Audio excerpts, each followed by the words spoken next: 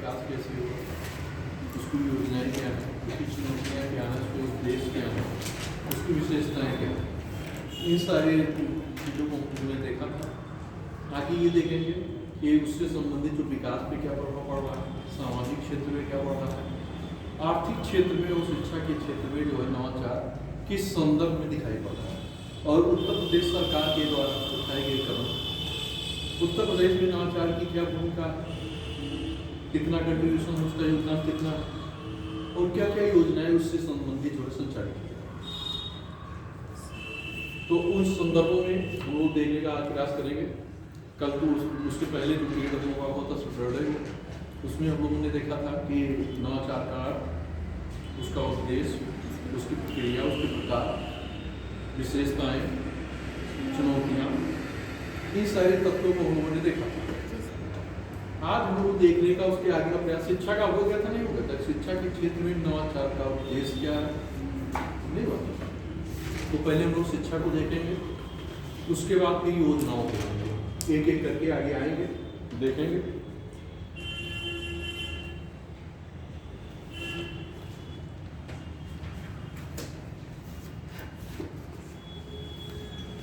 तो चलिए मेरी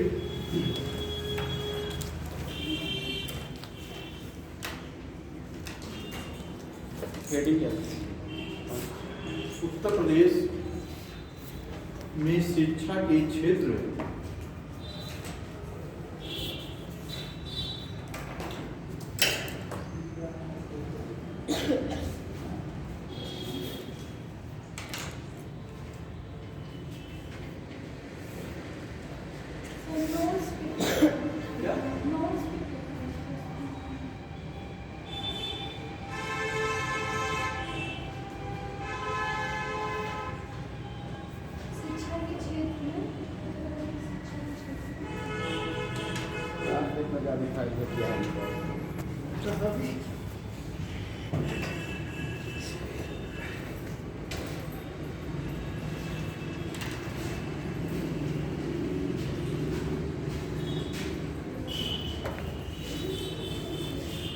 शिक्षा के क्षेत्र में नवाचार की संभावना, शिक्षा के क्षेत्र में नवाचार की संभावना या संभावनाएं, क्योंकि इनोवेशन जो हो रहा है शिक्षा के क्षेत्र में भी तो होगा।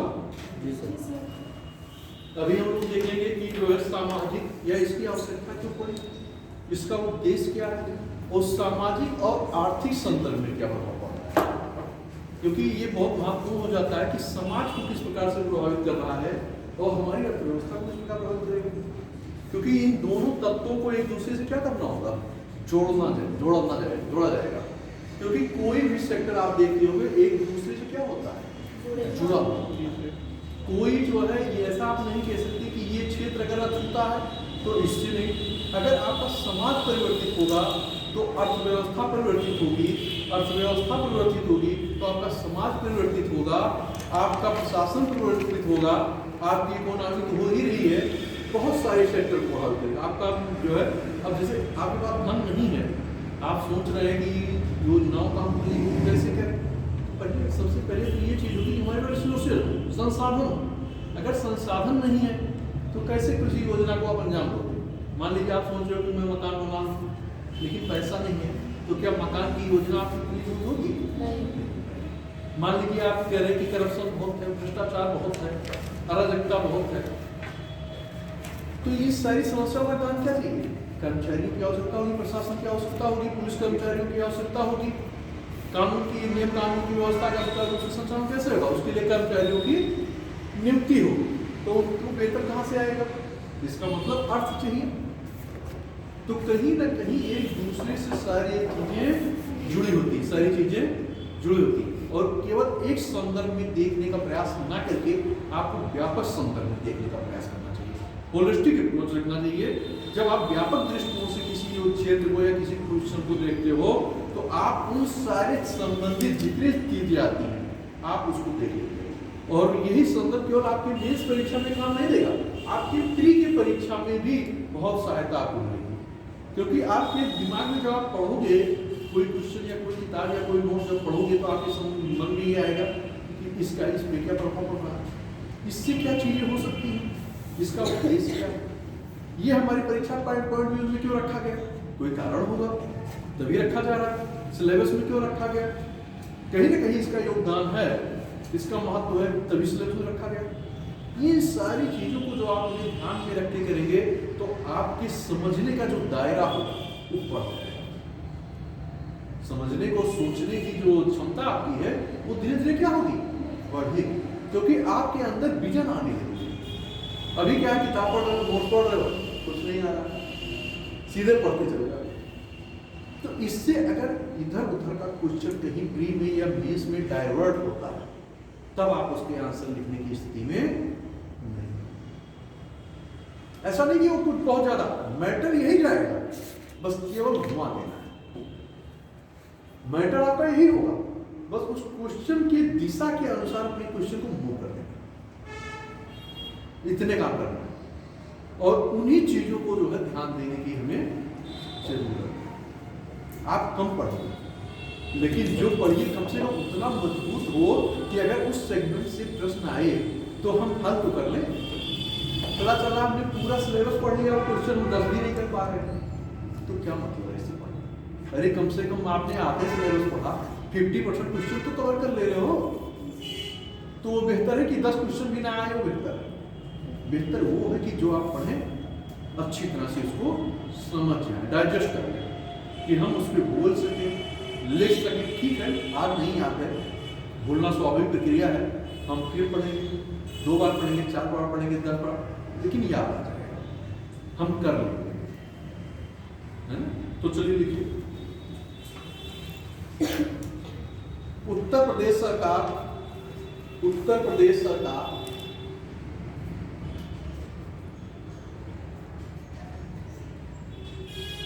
प्रदेश में नवाचार की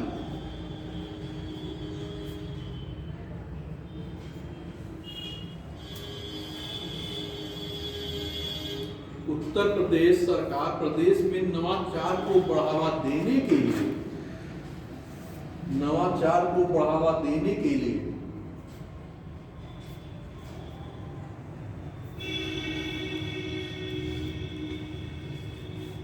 इस क्षेत्र में सहयोग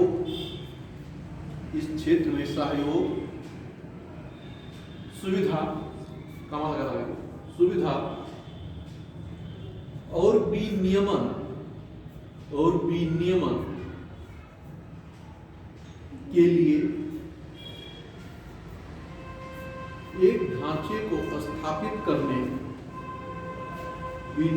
के लिए एक ढांचे को स्थापित करने की दिशा में प्रयासरत है। एक ढांचे के रूप में या एक ढांचे को स्थापित करने की दिशा में प्रयासरत है।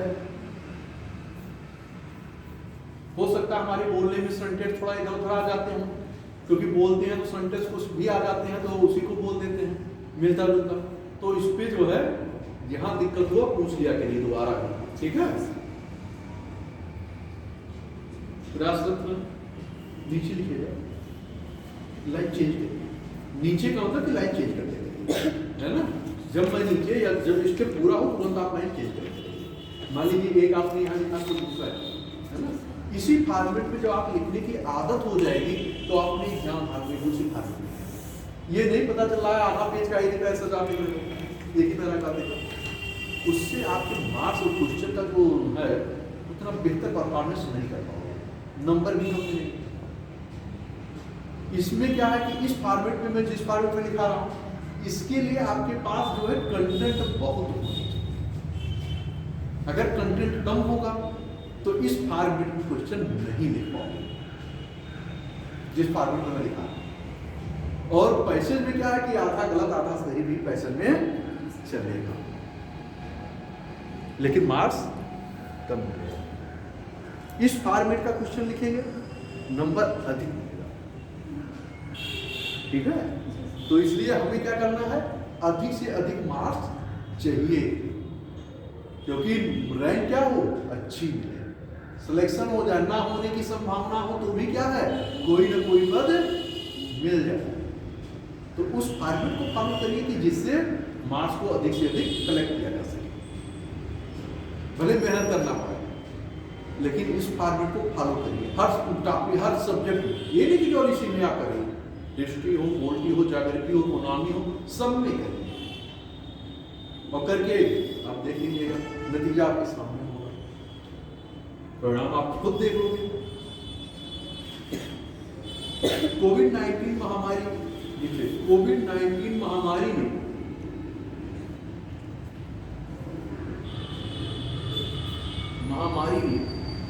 नवाचार के क्षेत्र में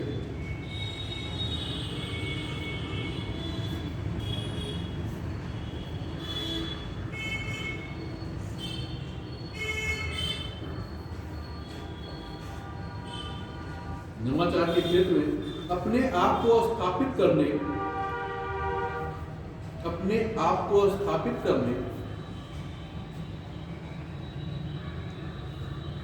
का फिर से अवसर प्रदान कर दिया है,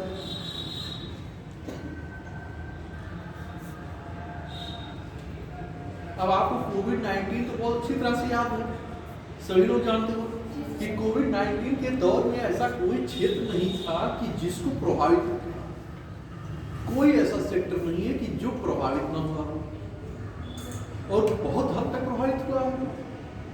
लेकिन उसके बाद आज की स्थिति को आप देखें और कोविड के दौर के देखें तो दोनों में आपको काफी अंतर दिख रहा होगा कि आज कोविड के बाद फिर क्या हो गया, चीजें फिर पुनः जो है लौट, ठीक है उतना रिकवरी नहीं हो पाई है, लेकिन यह बहुत हद तक हो चुकी है। नीचे लिखेगा, शैक्षिक नवाचार का क्षेत्र अत्यंत व्यापक है, शैक्षिक नवाचार का क्षेत्र अत्यंत व्यापक है,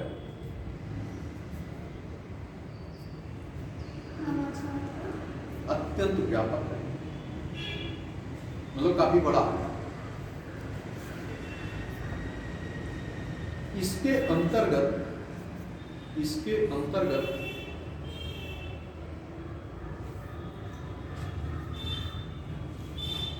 शिक्षा का उद्देश्य, इसके अंतर्गत शिक्षा का उद्देश्य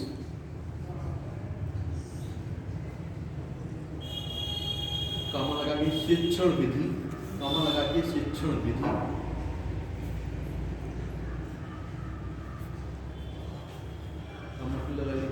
मूल्यांकन आदि आते, मूल्यांकन आदि आते,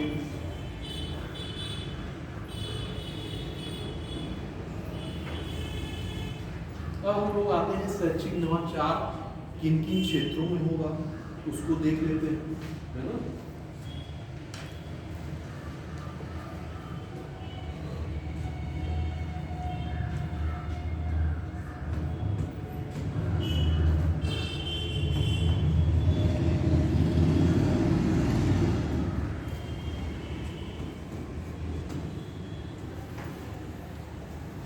अब इसमें जो है शैक्षिक नवाचार का उद्देश्य या क्षेत्र है ना, शैक्षिक नवाचार के क्षेत्र।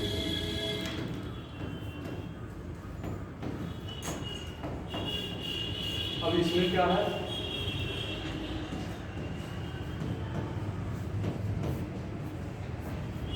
शिक्षा का उद्देश्य,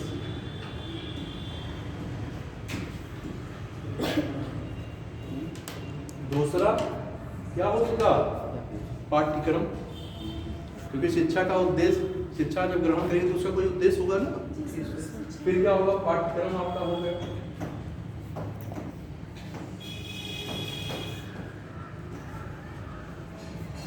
अनुशासन हो जाएगा,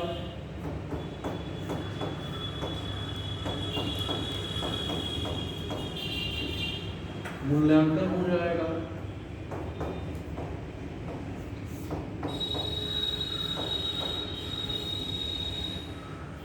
प्रशिक्षण प्रविधियां हो जाएंगी, शिक्षण प्रविधियां है ना, शिक्षण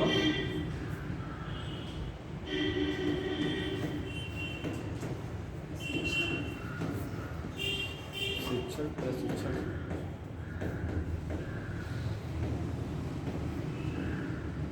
नियंत्रण प्राविधियां और भी कोई तत्व है सोच के बताइए।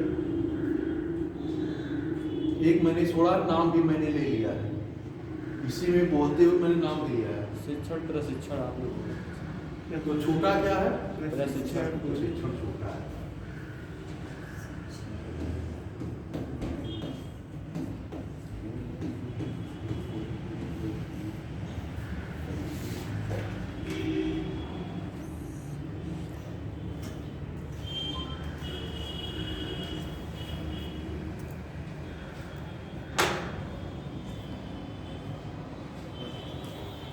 पाठ्यक्रम या पाठ्यचर्या चाहे तो करिए, है ना? पाठ्यक्रम।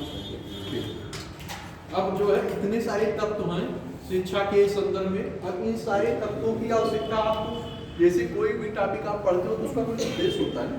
जैसे यहाँ आप आए हो इंस्टीट्यूट तो किस लिए आए? यहाँ सर पढ़ाई शिक्षा की। मेरा उद्देश्य क्या है? एजुकेट। उद्देश्य क्या है? एजुकेट। क्योंकि क्या करना है मुझे?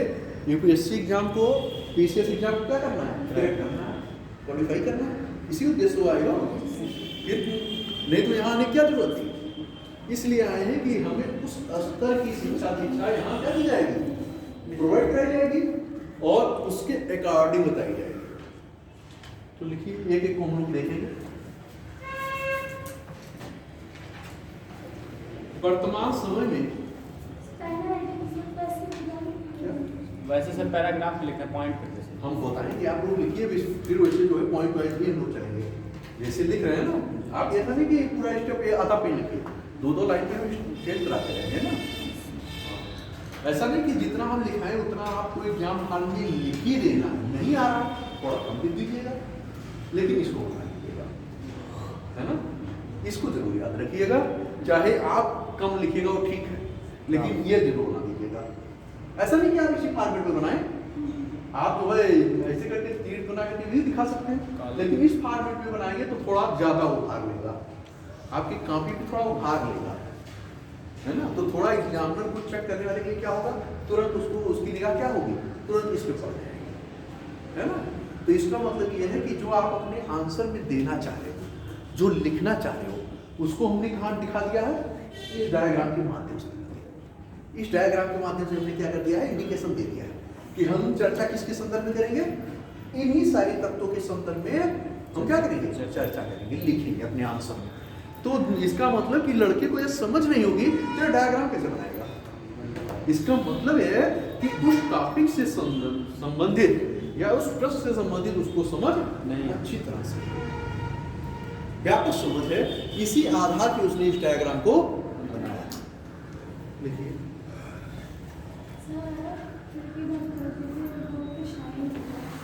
क्या करते हैं? अब ठीक है,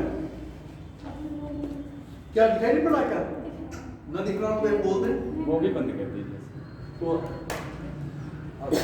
अब ठीक दिखेगा। लिखिए, वर्तमान समय में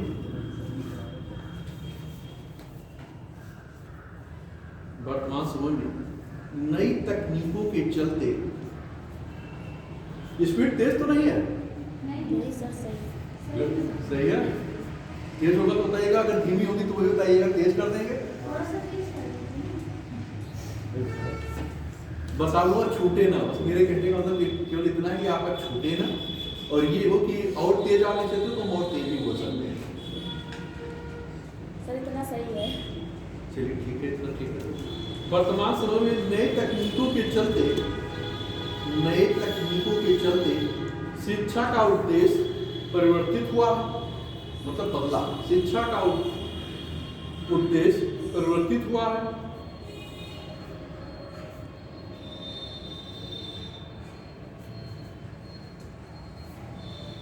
नीचे लाइट छोड़। इसके लिए देश काल का माना जाता है, वह परिस्थितियां भी जिम्मेदार।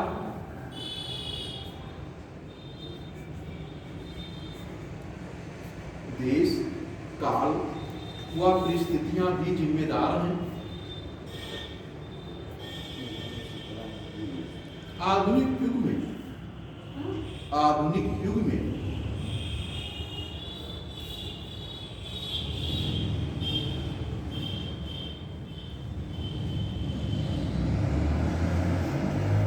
शिक्षा का उद्देश्य क्या हो चुका है? बहुत साधारण सा आंसर है, आपके दिमाग में क्लिक करना चाहिए कि आज के युग में शिक्षा का उद्देश्य क्या है? रोजगार। इसका मतलब आर्थिक। भाई आज का शिक्षा का उद्देश्य क्या हो गया? आर्थिक हो गया। भाई शिक्षा ग्रहण करके क्या कर रहे हो? धन कमा रहे हो, पैसा कमा रहे हो, तो उद्देश्य क्या होगा? आर्थिक। आधुनिक में शिक्षा का उद्देश्य आर्थिक विकास हो चुका है।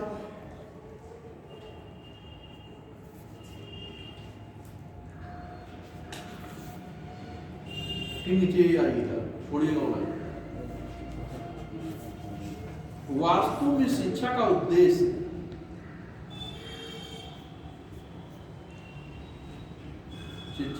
जहां एक तरफ राष्ट्रीय चेतना को बढ़ावा देना है, जहां एक तरफ राष्ट्रीय चेतना को बढ़ावा देना है,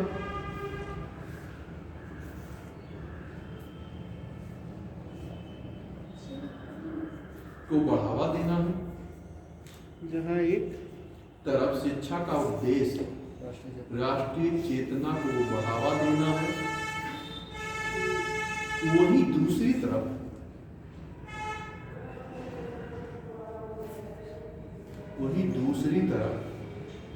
सर्वधर्म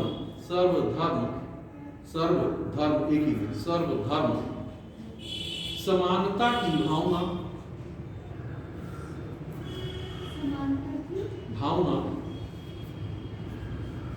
तथा लोकतांत्रिक मूल्यों की रक्षा भी है,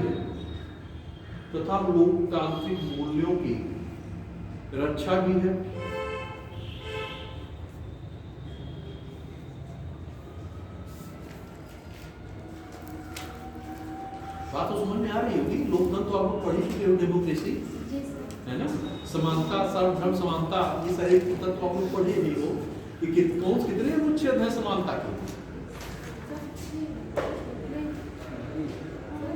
समानता के लिए, स्वतंत्रता के लिए, है ना, तो कितने अनुच्छेद हैं? विधि की समता 14 से 18 में क्या है? क्या है? 17 क्या है? और आर्टिकल 16 क्या डिनोट करता है?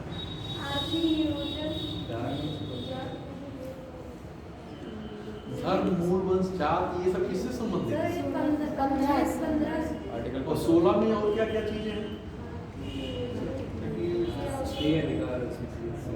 देख लीजिएगा, क्योंकि अब आर्टिकल में तो नहीं कर पाएंगे, थोड़ा इसे देख लीजिएगा आप लोग, है ना, क्योंकि क्लास जब आर्टिकल 15 आप करोगे तो उसमें कई क्लास है, क्लास 1, 2, 3, 4। इसी प्रकार आर्टिकल जब 16 आप देखोगे तो उसमें भी क्लास कितने हैं? 4 क्लास 5 उसमें है। तो जो इन सारे क्लासों को आप देखोगे तो उसके आधार पर आपको क्या होगा देखने को मिलेगा। जैसे क्या कुछ अनुच्छेद आपके नागरिकों के लिए और कुछ अनुच्छेद सभी के लिए। कौन कौन से हैं जो आपके जो है विदेशियों को उपलब्ध नहीं होंगे? प्रोटेस्ट करने का नहीं, आर्टिकल बोलिए, तो स्वतंत्रता का अधिकार हो गया, बताया नहीं गया क्या? बोलिए, बताया नहीं गया? नहीं, आपकी बात नहीं कर रहे, सभी को से बात करेंगे। देख के आइएगा, अगर नहीं बताया गया होगा तो हम बता दें, है ना, देख लीजिएगा, नहीं तो हम तो बता ही देंगे। जो हम जहाँ भी किसी भी सब्जेक्ट से कोई टॉपिक अगर छेड़ेंगे तो अगर नहीं बताया गया तो हम बता देंगे, ठीक है।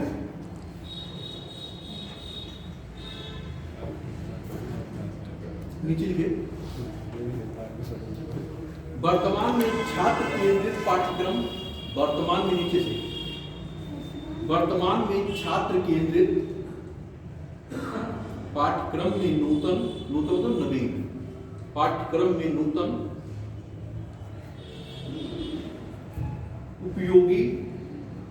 उपयोगी एवं समयक विषय आदि समाहित करने का प्रयास किया जा रहा है। समयक विषय आदि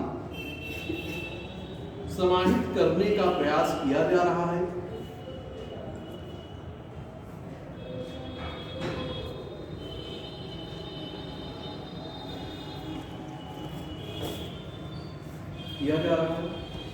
नीचे लिखेगा समान व्यावसायिक विषयों कामा लगा कि व्यावसायिक शिक्षा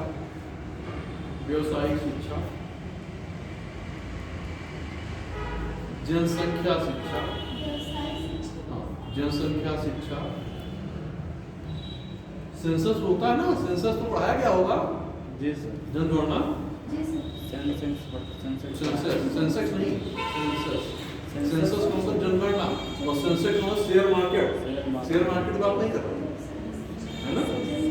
जनगणना आपकी ज्योग्राफी से संबंधित भी है, इकोनॉमी में भी जनगणना आता है ना। आपके यूपी में भी जनगणना, तो यूपी का जो करा ही दिया था हमने।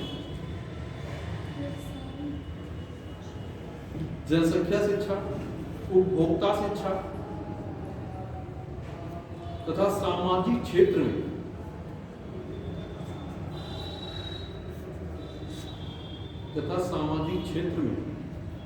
नए विषयों को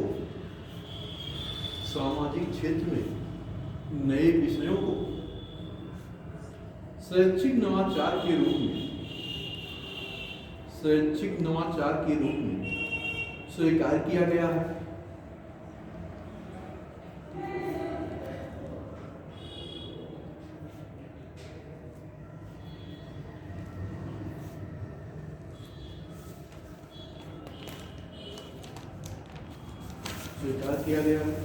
ये नीचे लिखिएगा शिक्षण प्रविधियों के क्षेत्र में। देखिए एक स्टेप पे हम लोग चल रहे हैं। सारी प्रविधियां शिक्षण प्रविधियों के क्षेत्र में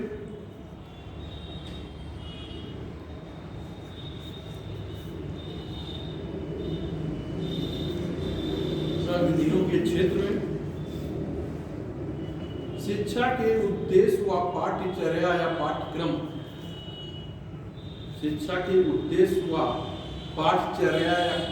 जो भी लिखिए के समान नवाचार का समावेश हुआ है।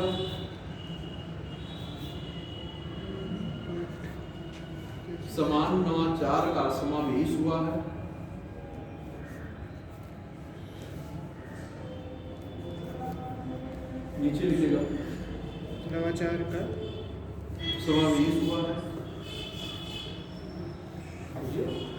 नीचे लिखेगा शिक्षण तकनीकी शिक्षण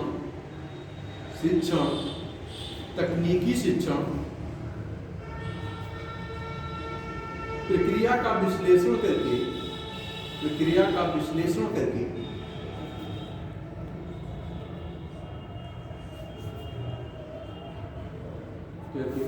वैज्ञानिक आधार प्रदान करता है।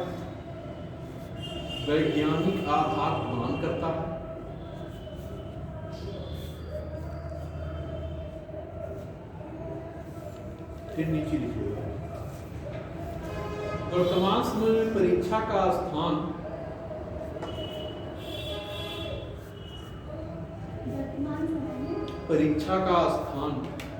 क्या ले सकता है? आप लोग परीक्षा देते हो, कॉलेज की भी परीक्षा आपने दिया, डिग्री कॉलेज की भी परीक्षा आप लोगों ने दिया जी सर। तो आप परीक्षा का स्थान कौन ले सकते? परीक्षा का जैसे ऑनलाइन ऑफलाइन दो मोड में होते हैं। जो है वो तो विधि होगी जी सर। जैसे क्या होता था कि ये जैसे ये क्लासें कैसे हो रही है, ऑफलाइन क्लास में हो रही है, ये ऑफलाइन क्लास में आएगी ना। अब इसी का वीडियो बना के ऑनलाइन में भी इसे क्या किया जा सकता है, प्रवर्तित किया जा सकता है। यही क्लास यही लेक्चर क्या हो जाएगा, ऑनलाइन मोड हो जाएगा। और यही यहाँ क्लास में बैठ करके आप लोग पढ़ रहे हो तो क्या हो गया, ऑफलाइन मोड हो गया, है ना। जो है, जो परीक्षा का मतलब क्या होता है? एग्जाम नहीं, एग्जाम तो इंग्लिश शब्द हो गया। परीक्षा का मतलब क्या होगा? उसका जो शाब्दिक अर्थ यदि लिया जाएगा तो क्या होगा? हिंदी में समझ में परीक्षा आता है। दूसरे की इच्छा पर निर्भर। परीक्षा जैसे कि सर मूल्यांकन करना, जैसे किसी का योग्यता की जांच करना, उसी के माध्यम से योग्यता परीक्षा का आप जा रहे हो ठीक है दिशा पे, लेकिन वास्तविक जो अगर सटीक आपसे अर्थ पूछा जाएगा, परीक्षा का मतलब परख, जांचना और परख। देखिए किसी भी शब्द का जो है एकदम सटीक अर्थ होना चाहिए, क्योंकि उसमें बहुत सारे अर्थ होते हैं। तो हमें क्या करना है कि जो पुटअप किया जा रहा हो उसी के रिगार्डिंग हमें क्या करना है? आंसर। तो ये सारी चीजें जैसे, इसीलिए मैंने केवल किया, आज वो परीक्षा का स्थान कौन ले लेगा? मूल्यांकन ले लेगा। आज परीक्षा का स्थान कौन ले लेगा? मूल्यांकन ले लेगा। तो लिखिए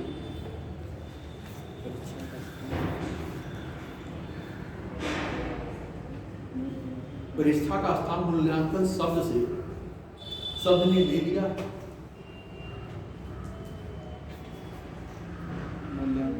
शब्द ने ले लिया,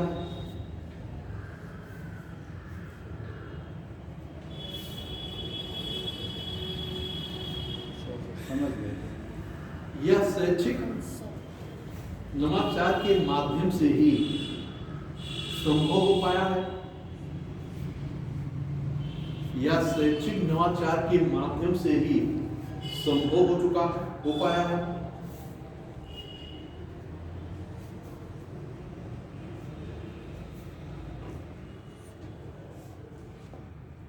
बात तो समझ में आ गई होगी ना? हाँ सर। देखिए आप लिखिए उन सारी चीजों को। अभी मैंने परीक्षा की बात नहीं की होती, न पूछते तो शायद आपका ध्यान न जाता। तो आप मूल्यांकन, आज उसका नाम, तो बहुत सारी चीजें हो रही है। जैसे आप देख रहे हो कि नाम क्या हो रहे हैं? चेंज हो रहे हैं, परिवर्तित हो रहे हैं समय के अनुकूल और परिस्थितियों के अनुसार। उसका अर्थ क्या होता है? परिवर्तित, बदल जाता है। जैसी परिस्थितियां मांग करती हैं उसी के आधार से किसी भी घटना या दृश्य का मूल्यांकन किया जाता है। इस चीज को ध्यान रखिएगा। ऐसा नहीं कि कोई घटना हो किसी भी संदर्भ में, हो सकता है कि वही घटना हो और कहीं दूसरे देश काल परिस्थिति में उसका मूल्यांकन दूसरे दृष्टिकोण से किया जाए और वही घटना दूसरे क्षेत्र में दूसरे दृष्टिकोण से किया जाए। तो वहां की गहनता के आधार पर डिपेंड करेगा कि किस आधार पर यह घटना हो रही है।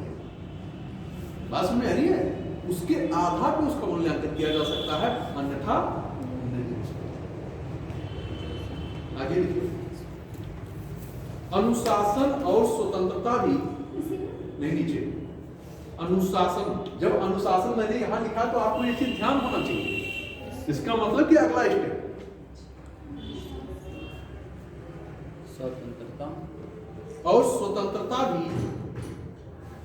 अनुशासन और स्वतंत्रता भी नवाचार की देन है। किसकी देन है? इनोवेशन। आप बहुत सुनते होंगे मीडिया में, पेपर में, इनोवेशन सब। आप टेलीविजन पे या कहीं न्यूज पे इनोवेशन होता है ना। जनरली क्या हो रहा है? मैक्सिमम यूज जो है, आम इंसान भी बोलचाली भाषा में क्या करता है? इनोवेशन। नवाचार कम लोग प्रयोग करते हैं, लेकिन इनोवेशन क्या होता है? ज्यादा। इसका मतलब क्या है कि इन्हीं क्षेत्र से संबंधित, इन्हीं सारी चीजों से संबंधित इनोवेशन का प्रयोग किया जा रहा है।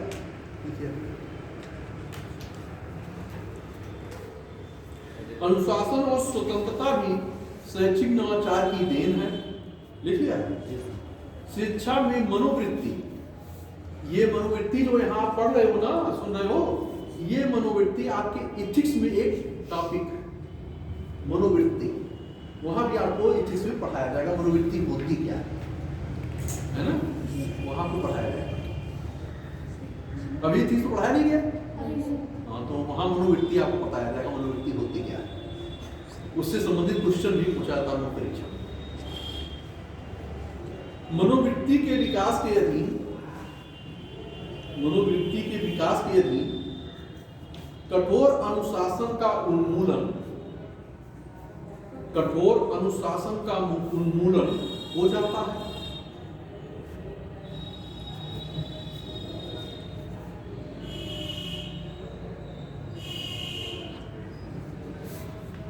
नीचे लिखेगा आधुनिक विचारधारा के अनुसार, आधुनिक विचारधारा के अनुसार स्वतंत्रता एवं अनुशासन का घनिष्ठ संबंध है। आधुनिक विचारधारा के अनुसार स्वतंत्रता और अनुशासन का घनिष्ठ संबंध है।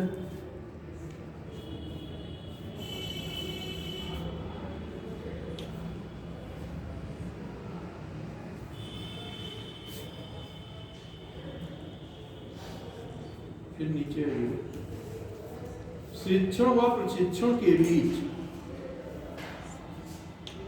शिक्षण व प्रशिक्षण के क्षेत्र में,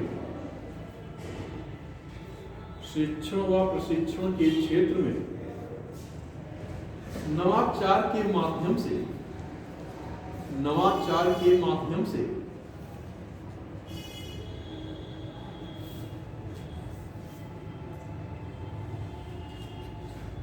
नवीनता आ रही है, नवाचार के माध्यम से नवीनता आ रही है,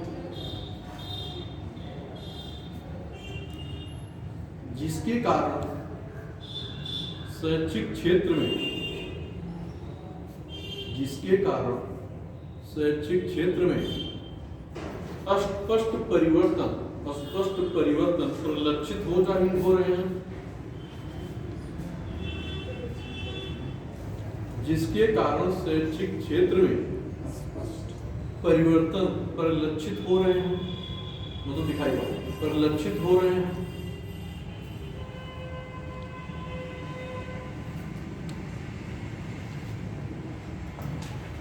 अब नीचे लिखिएगा,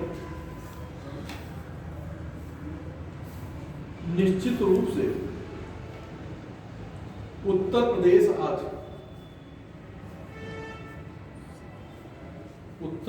आज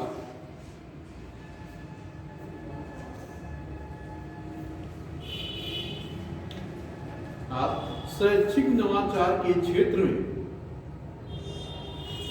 शैक्षिक नवाचार के क्षेत्र में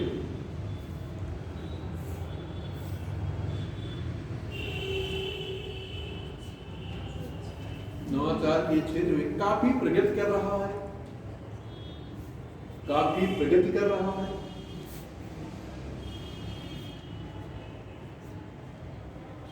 लेकिन फिर भी शिक्षा अनुसंधान और विकास पर व्यय बढ़ाए जाने की आवश्यकता है।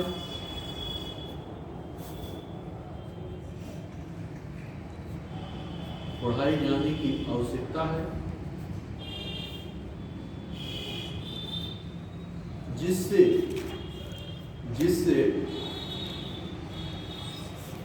नीतियों के लिए बेहतर, जिससे नीतियों के लिए बेहतर वातावरण व अवसंरचना, नीतियों के लिए बेहतर वातावरण व अवसंरचना का विकास किया जा सके, अवसंरचना का विकास किया जा सके।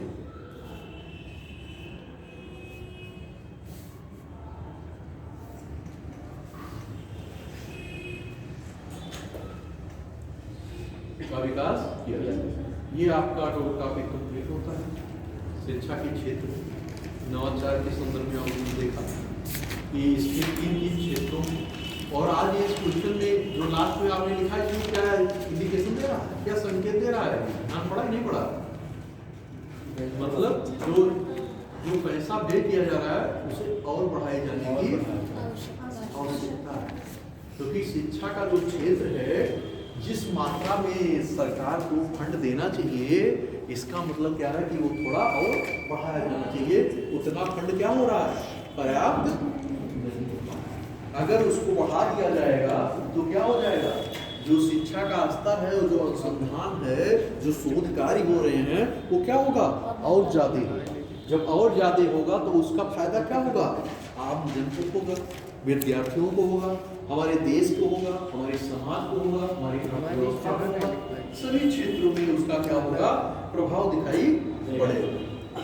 जैसे मान लीजिए कोई घटना का मूल्यांकन यदि आपसे एक पढ़ा लिखा इंसान से किया जाए करने के लिए, और एक जो पढ़ा लिखा नहीं है, तो दोनों के विश्लेषण में क्या हो जाएगा, क्योंकि उसके समझने की जो क्षमता है उस स्तर की नहीं। लेकिन आप क्या है, उसको देखेंगे व्यापक परिदृश्य में, दूसरे परिदृश्य में देखेंगे। ऐसा नहीं कि केवल एक संकीर्ण मानसिकता के लिए, उसको क्या है, व्यापक आयाम देंगे।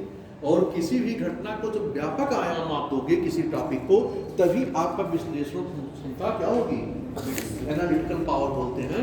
तो ये जो विश्लेषण की क्षमता होगी धीरे धीरे बढ़ेगी, एकाएक नहीं। ऐसा नहीं कि आज आप 10 फीट कूद रहे हो, जंप ले रहे हो, इसका मतलब नहीं कि तुरंत आप 20 फीट जंप ले लोगे, ऐसा नहीं होगा। आप 11 फीट 12 फीट धीरे धीरे आपकी क्षमता क्या होगी, बढ़ेगी।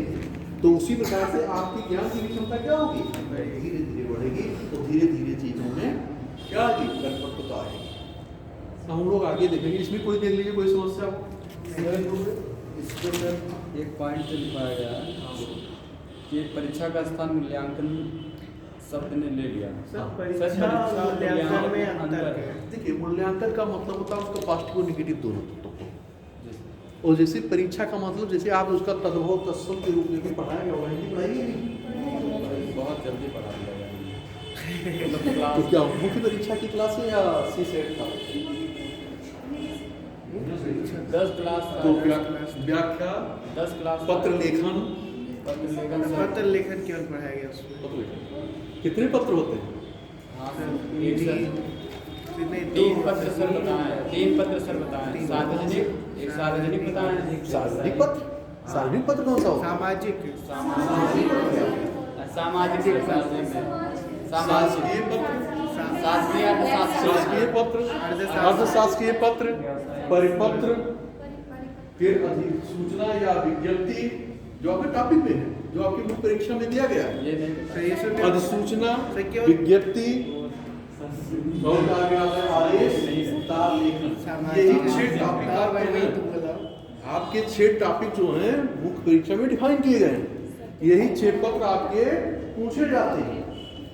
और जब आपका आरओ का एग्जाम होगा, 4 पत्र और बढ़ा दिए जाते हैं। 6 तो ये है ही है, 4 और बढ़ जाते हैं, है ना। कार्यालय क्या, अनुस्मारक, टिप्पणी, ये सारी चीजें आपके आरओ में मुख्य परीक्षा में बढ़ा दिए जाते हैं। ये सब नहीं पढ़ाया। बात समझ आ रही है? वो सार्वजनिक हम गलत सामाजिक पत्र, सामाजिक पत्र होता है, शासकीय होता है, शासकीय बताएं, अर्धशासकीय और एक अतिशासकीय की अर्धशासकीय भी ऑप्शन लेटर। जी सर। और एक व्यवसायिक पत्र व्यवसायिक बताया पत्र। और एक सामाजिक पत्र। नहीं, व्यवसाय तो एक सामान्य हो गया, लेकिन जो आपके सिलेबस में जो डिफाइन किया है उसकी बात है। ये सब नहीं पढ़ा। सामान्य पत्र भी आप लिख सकते हो भाई, सामान जैसे आप पत्र तो वो भी पत्र पूछ जाते हैं, तो भी, लेकिन जो डिफाइन आपके किए गए हैं जो डिफाइन किया गया, आपके सिलेबस में दिखाइएगा, देखिएगा जो मैं बोल रहा हूँ यही आपको मिलेगा, उठाइएगा सर, देखिएगा। कोई सरकारी शासकीय पत्र, सामाजिक पत्र, व्यापारिक पत्र और सरकारी। देखिए व्यापारिक का मतलब कि व्यापार के उद्देश्य, सरकारी पत्र में तो व्यापार का मतलब कि व्यापारिक उद्देश्य आप लिख रहे हो, वो सामान लेटर हो गया, वो शासकीय हो, इस सब के उद्देश्य नहीं आएगा, है ना।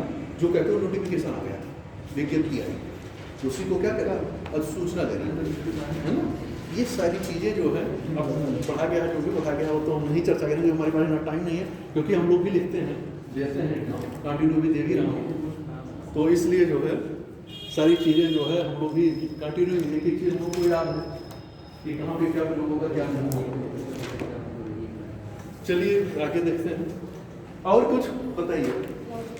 वही सर मूल्यांकन और उसका यही तो होगा। मूल्यांकन देखिए, जब आप आंसर लिखेंगे कहीं भी, किसी भी जगह, किसी भी टॉपिक का, चाहे आपका यूपी मूल्यांकन पूछेगा, मूल्यांकन आपकी ज्योग्राफी में भी पूछेगा, मूल्यांकन आपके इतिहास में भी पूछेगा, मूल्यांकन आपके आईआर में भी पूछेगा, किसी भी प्रश्न के संदर्भ में मूल्यांकन इवैल्यूएट या इवैल्यूएशन, तो कभी न कभी ये चीज जो है आपको मिलेगा। मूल्यांकन का मतलब होता है कि उसकी अच्छाइयाँ और बुराइयाँ दोनों सारे तत्वों का रेखांकन करना है ना। जैसे होता है आलोचना, क्रिटिसाइज करना, आलोचना, समालोचना, इन सारे तत्वों को हमें क्या करना है, व्याख्या करिए, विवेचना करिए, डिस्कशन इंग्लिश में टर्म मिलेगा, डिस्कशन, विवेचना, है ना। तो सारे ये जो कीवर्ड्स होते हैं, इन किन कीवर्ड्स को हमें जानना जरूरी है। जब तक हम कीवर्ड्स को नहीं जान पाएंगे तब तक हम प्रश्न का सही से आंसर सर एक साइड से मूल्यांकन को मतलब एक तो कह सकते हैं कि थोड़ा विस्तार से करना। नहीं, वो तो विवेचन होता है कि उसको खोलना, डिस्कस करना। समझ गए सर। मूल्यांकन सर बहुत चीज़ों में दिया रहता है। मूल्यांकन जैसे कह दिया जाए कि जैसे कह दिया आपका मूल्यांकन करना है, तो इसका मतलब नहीं कि आप केवल अच्छा ही करें। अब जैसे ये भी होगा कि कुछ लोग मूल्यांकन में क्या करेंगे, आपकी बुराई ज्यादा बता देंगे, आपके दोस्त को अधिक गिना देंगे, और कुछ लोग क्या होंगे कि आपकी अच्छाई को ज्यादा। वेटेज देखिए, वो तो देखने वाले के दृष्टिकोण के ऊपर डिपेंड करेगा ना। जैसे यहाँ आप लोग बैठे हैं, बहुत सारे टीचर पढ़ाने आते हैं, तो आप कहोगे कोई टीचर बहुत अच्छा पढ़ाता है, किसी टीचर को उसका पढ़ाने का अंदाज अच्छा नहीं है, वो अच्छा पढ़ाता नहीं है। तो जैसे ये रेगुलेट कौन कर रहा है, आप लोग जज किस कौन कर रहा है, तो ये देखने का दृष्टिकोण डिपेंड करेगा कि हम किस आधार पर किसी चीज का मूल्यांकन कर रहे हैं। किसी घटना का आपके सामने कोई घटना घटित हो, आप मूल्यांकन कर रहे हो, तो आप अपने पैरामीटर पे कर रहे हो ना। लेकिन हमें ये चीज ध्यान देना है कि हम मूल्यांकन करेंगे तो जो प्रतिमान स्थापित है, जो मान्य है, उन आधारों पे ही मूल्यांकन किया जाना चाहिए। बात समझ रहे, हमारे कहने का मतलब समझ रहे हैं हम क्या कहना चाहते हैं। जी सर। आपका सामाजिक दृष्टिकोण से, कानूनी प्रक्रिया से, आर्थिक दृष्टिकोण से, है ना, समान मातृत्व, मानवता की दृष्टिकोण से, मतलब किसी भी प्रकार का कोई सेक्टर क्या हो प्रभावित न, इन दृष्टिकोणों को ध्यान में रखे एक बैलेंस फॉर्मेट, एक संतुलन को बना करके इस फॉर्मेट में आप लोगों को क्या करना है, उसका मूल्यांकन करना। नहीं तो करने के लिए स्वतंत्र है, कुछ भी करिए। कौन कह रहा है कि नहीं आप एक बात कह रही, कोई कह तो नहीं रहा है ना। तो उस आधार पर चीजों को समझने का प्रयास करिए। बस मेरा कहने का मतलब इतना है कि आप अपने जो कमीशन का जो मानक, आप उस मानक को फॉलो करके करिए, अन्यथा इन सारी चीजों से काम चलने वाला नहीं, क्योंकि हमें उस पैरामीटर पे उतरना पड़ेगा। अगर क्वालिफाई करना है, नहीं करना कोई बात नहीं भाई, जो आपकी इच्छा हो करिए, लेकिन यदि करना तो उसके अकॉर्डिंग आपको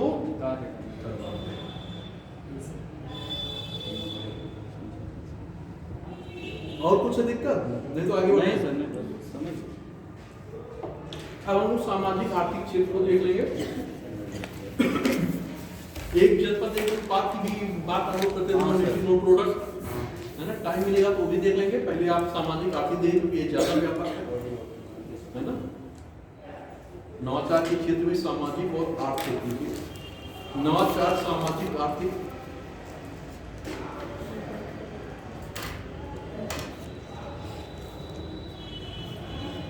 सामाजिक आर्थिक विकास,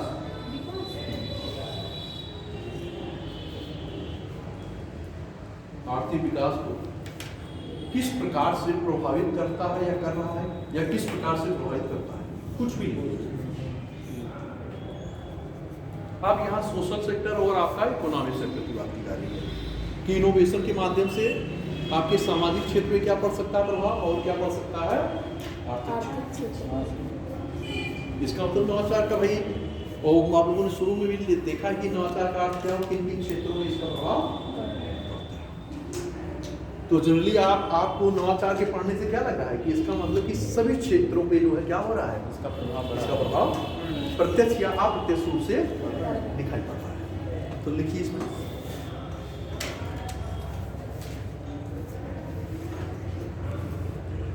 नवाचार का अर्थ किसी उत्पाद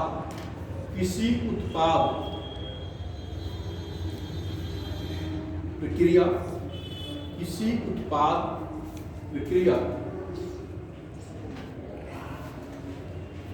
प्रक्रिया या सेवा से थोड़ा या बहुत बड़ा परिवर्तन लाने से है,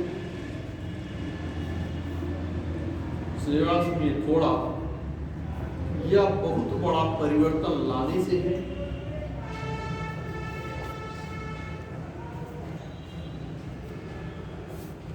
बहुत बड़ा परिवर्तन लाने से है। इसके अंतर्गत कुछ नया और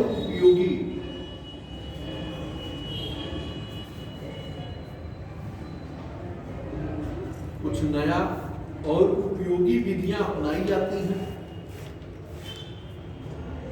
कुछ नया और उपयोगी विधियां अपनाई जाती हैं।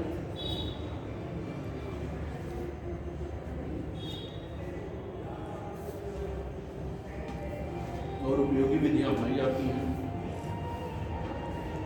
जैसे नई विधि,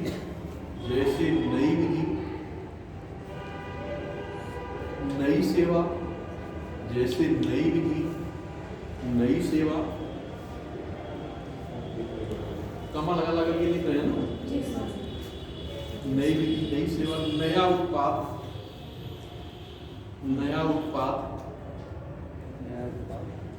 नई कार्यपद्धति आदि। कार्यपद्धति आदि।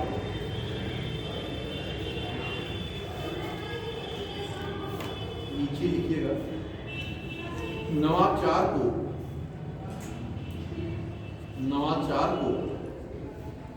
अर्थतंत्र का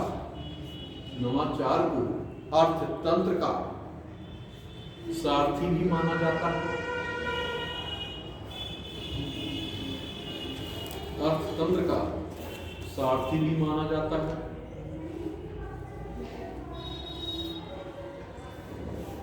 एक बार पढ़ लीजिए, ध्यान से पढ़िएगा। ये नहीं कि दफा सर पढ़ रहे हैं, समझ में ना आवे। आराम से पढ़िएगा, समझ के पढ़िएगा।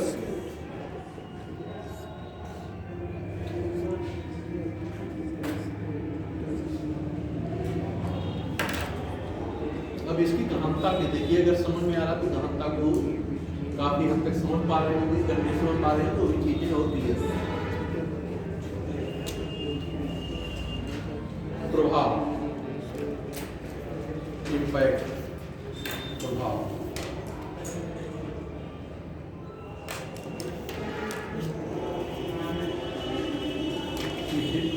नवाचार मानव विकास के मामले में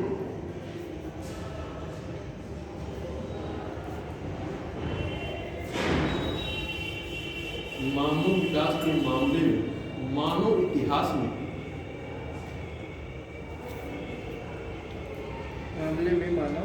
इतिहास में सबसे महत्वपूर्ण विकासों में से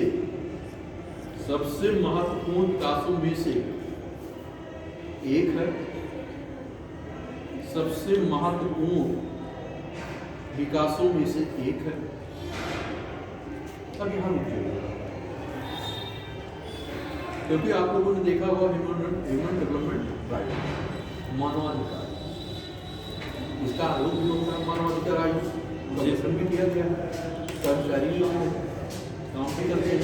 कोर्टी में भी पढ़ाया गया होगा कि मानवाधिकार क्या होता है। पढ़ाया गया, नहीं पढ़ाया गया? न्याय भी पढ़ाया गया। और उसमें ये बताया गया उसका क्या होता है, अध्यक्ष भी होता है, मेंबर होते हैं, मेंबर होते हैं, अध्यक्ष। तो कहने का मतलब ये है कि मानवाधिकार, इसका मतलब कि मानव के जो अधिकार है, इसी से क्या बना मानवाधिकार, ह्यूमन राइट बना, कि मानव के अधिकार क्या है, उसको क्या मिलना चाहिए और क्या नहीं मिलना चाहिए। और आपने लिखा है कि मानवाधिकार सबसे महत्वपूर्ण नवाचार में से एक है, लिखा है ना भाई। इसका मतलब ये है कि मानव को जो मानव के अधिकार जो दिए गए, उसका हनन किसी भी रूप में नहीं होना चाहिए। क्यों होना चाहिए? जैसे मान लीजिए कि आप वही जो स्वतंत्र है, जैसे मान लीजिए कि आप जिस चीज़ से पीड़ा आपको होती है, अगर आप वो दूसरे के साथ करते हो तो क्या है, उचित है?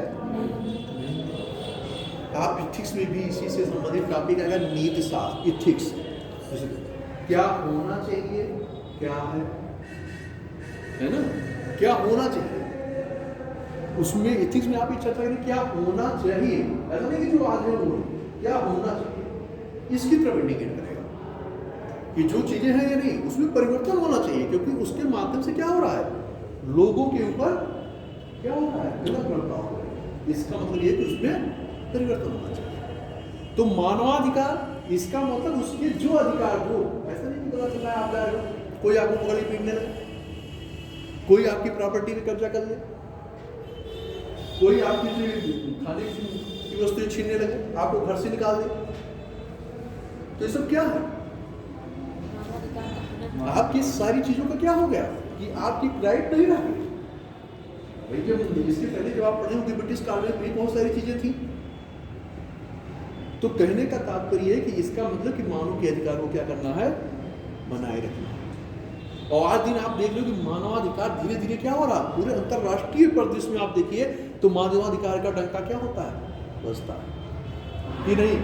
आप ब्रिटिश काल में देख रहे होंगे कि जब असहयोग ऑपरेशन मूवमेंट आपका हुआ था, असहयोग गांधी जी ने मैंने बताया भी था, आज भी मैं मानवाधिकार की बात आई है तो चर्चा कर रहा हूँ, क्या था कि अगर असहयोग आंदोलन मतलब मुझे क्या करना है, सरकार से क्या करना है, सहयोग नहीं करना है, ब्रिटिश नाफरमानी से हमें क्या करना है, सहयोग नहीं करना है। किससे, ब्रिटिश प्रशासन से, ऐसा नहीं किया अंग्रेजों से, क्योंकि प्रक्रिया क्या है, ब्रिटिश प्रशासन। तो उस समय क्या था कि हम जो है क्या कर रहे हैं, बैठ करके कोई विरोध करके, कानूनी प्रक्रिया का उल्लंघन नहीं करके शांतिपूर्वक अपनी बातों को क्या कर रहे हैं कि नहीं ऐसा होना चाहिए। अब ब्रिटिश सरकार के सामने दो चुनौतियां उत्पन्न हो रही थी, क्या क्या, ब्रिटिश सरकार के सामने क्या चुनौती उत्पन्न हो रही थी उस समय। एक तो सर अगर सहयोग नहीं करेंगे तो वो शासन करने में उनको प्रॉब्लम आएगी, नहीं वो तो ठीक है, प्रशासन में वो ठीक है, प्रशासन में आएगी दिक्कत, वो दिक्कत आ रही थी। नहीं मैं जो पूछ रहा हूँ उसका ये तो है, जब आप नॉन कोऑपरेशन की बात में सहयोग नहीं कर रहा हूँ, ये तो सामान्य सी बात है। लेकिन वो क्या, जो ब्रिटिश सरकार किस असमंजस में पड़ी थी कि जो ये लोग कर रहे थे, गांधी जी के पहले जो है जन आंदोलन भी था, जन का मतलब सभी की भागीदारी, सभी क्षेत्र की, सभी लोगों की। तो क्या हो रहा था भाई, असहयोग आंदोलन बढ़ाया गया है ना, तो किस पैरामीटर पे देख रहे हैं आप, देखिए दो तत्व, एक ये है कि यदि ब्रिटिश सरकार इस आंदोलन को दबा नहीं पाती तो इसका मतलब ब्रिटिश कानून की धज्जियां उड़ रही है, ब्रिटिश कानून की धज्जियां क्या हो रही है, उड़ रही है, और यहाँ भारतीय लोगों का मनोबल क्या होगा, तो प्रशासनिक व्यवस्था क्या हो जाएगी, ठप हो जाएगी। एक कारण ये, दूसरा कारण ये था कि उस समय ब्रिटिश सरकार ये कह रही थी सबसे बड़ा मानवाधिकार का क्या कर रही थी, निर्वहन करने वाली, सबसे बड़ा मानवाधिकार का नारा दे कि मैं मानवाधिकारों की क्या कर रहा हूं, रक्षा पूरे विश्व में डंका बजा रहे थे। लेकिन यदि ब्रिटिश सरकार निहत्थों पे लाठी चार्ज करती तो क्या होता, अंतरराष्ट्रीय परिदृश्य में जो जिसका नायक बन रहा है उसका क्या होता, मानवाधिकार का हनन होता। अब ब्रिटिश सरकार के सामने आगे कुआं था और पीछे खाई थी, ना तो बल प्रयोग कर पाती और ना ही जो है क्या कर पाती, प्रशासन से चालू। अब मजबूरी यह है, अंततः क्या हुआ कि ब्रिटिश सरकार ने क्या किया, कुछ ऐसी घटनाएं हुई कि लाठी, तो परिस्थितियां, तो इसीलिए कहा जाता है गांधी जी दांव और पेंच के नेता थे। क्वेश्चन मुख्य परीक्षा में क्वेश्चन पूछा गया है, गांधी जी दांव और पेंच के नेता थे, क्या आप इस कथन से सहमत हैं? राइट, पहला तो वो अहिंसा को अपनाते थे। तो कहने का मतलब क्या होता है कि चीजों को समझने के दृष्टिकोण व्यापक रखें और मूल जो है सेंट्रल आइडिया को पकड़ें। किताबों में तो बहुत कुछ दिया गया है, पकड़ने के लिए तो कुछ लाइनें हैं, उन्हीं लाइनों को पकड़िए, पूरी किताब घुमाइए अपनी उंगलियों पे, रटिए नहीं, समझने का प्रयास करें। चलिए आगे, अब तो नहीं दिक्कत है कहीं,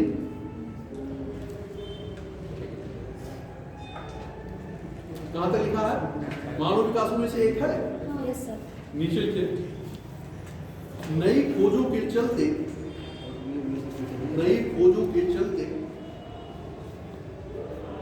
जहां एक तरफ स्वस्थ जीवन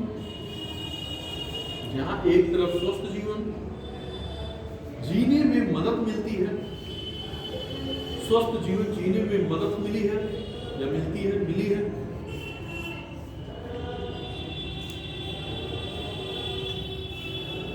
वहीं दूसरी तरफ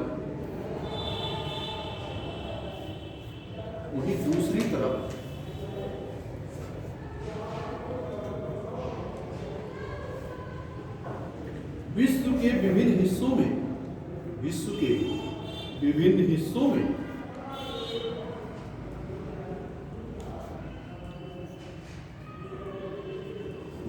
रह रहे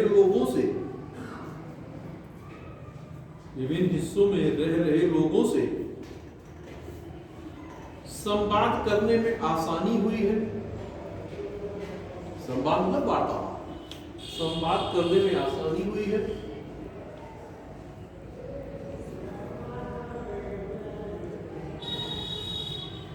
नीचे आर्थिक दृष्टि से नवाचार उन विचारों और तकनीकों के विकास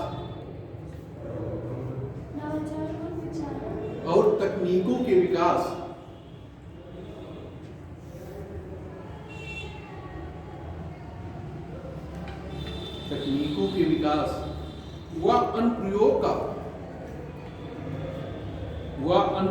का वर्णन करता है। छोटा क्या है? विकास व अनुप्रयोग का वर्णन करता है, जो वस्तुओं और सेवाओं में सुधार करते हैं।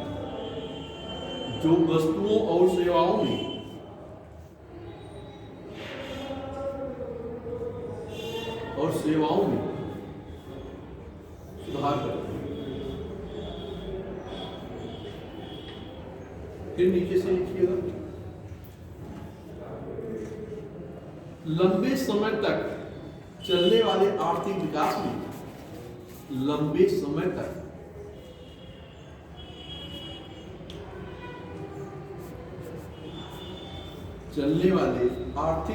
में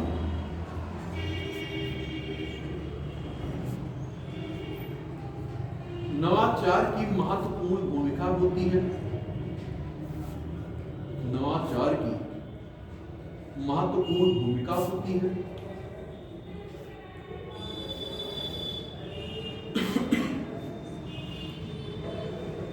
नीचे लिखिएगा, इसके कारण उत्पादन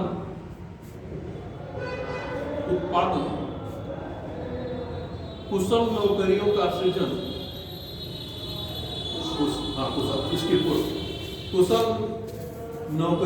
सृजन,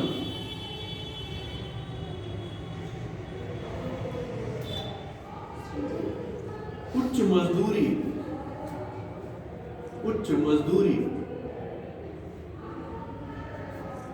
उच्च उत्पादन,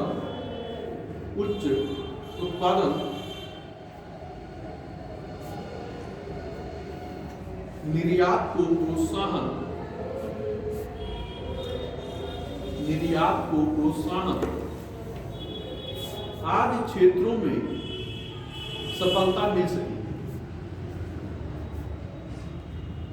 क्षेत्रों में सफलता मिल सकी।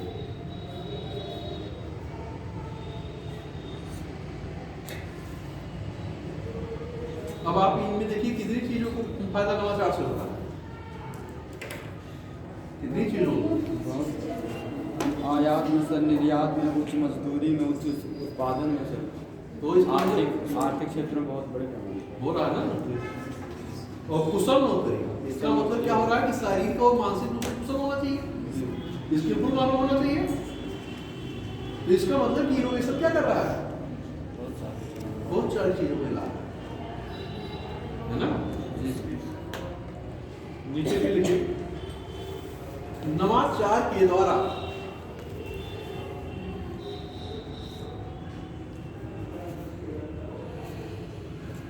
दैनिक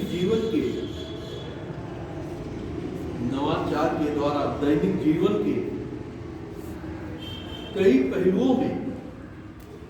पहलुओं में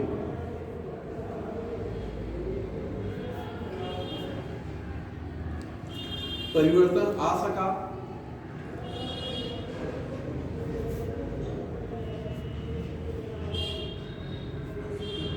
और शिक्षा से लेकर स्वास्थ्य,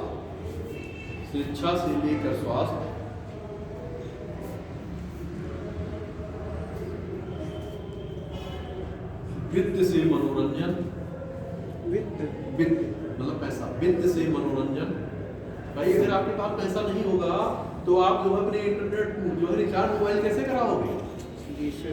टेलीविजन भी तो रिचार्ज कराते हो, लगाए हो ना, तो कैसे रिचार्ज होगा? इसका मतलब पैसा चाहिए। तो आप अपने मनपसंद चैनल को देखना होगा तो क्या करना होगा? रिचार्ज कराना होगा। तो इसका मतलब उससे क्या संबंधित? वित्त से मनोरंजन, मतलब पैसा है तो आपके पास वो सारी सुविधाएं क्या है? उपलब्ध है। मनोरंजन बीमा से लेकर अचल संपत्ति याद। चलो अचल संपत्ति क्या है? हाँ सर, अचल संपत्ति में सर भूमि वगैरह आते हैं, मकान कोई हो गया जो सर स्थिर रहे एक जगह पे, एक जगह दूसरी जगह ले नहीं जा सकती है, मतलब कि उसका जो ट्रांसफर पॉसिबल नहीं है ना, वो चलायमान नहीं। इसका मतलब क्या है कि वो अचल संपत्ति। देखिए शब्द जो नाम है जो दिया गया है ना, आप उस शब्दावली को केवल पकड़िए, बाकी तो अर्थ आप खुद समझ जाएंगे। अगर उस शब्दावली को पकड़ लिया, वो आपने समझ लिया, तो चीजें क्या हो गई? आसान।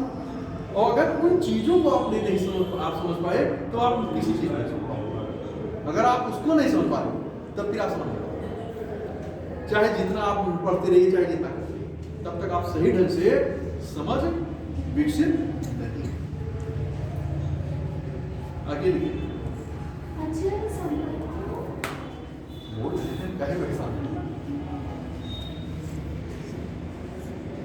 अचल संपत्ति आदि तक हमारी संस्कृति और समाज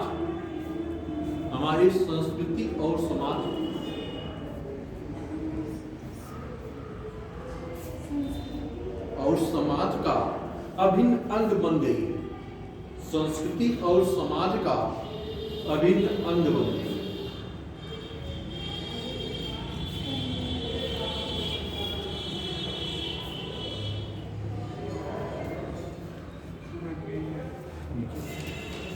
नवाचारों के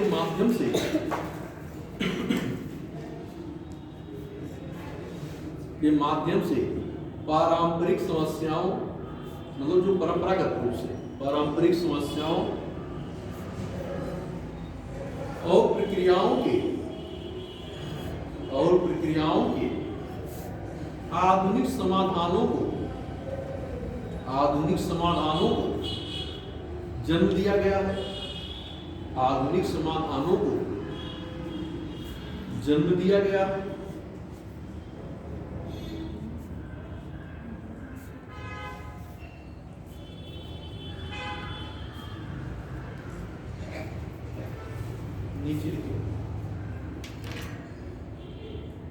निश्चित रूप से प्रौद्योगिकी के इस युग में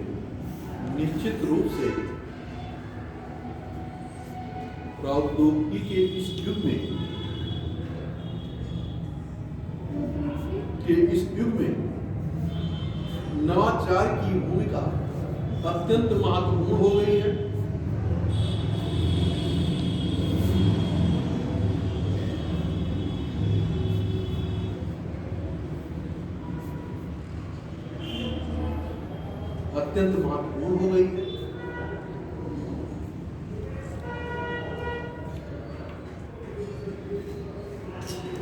इस क्षेत्र में निरंतर प्रयास भी जारी है।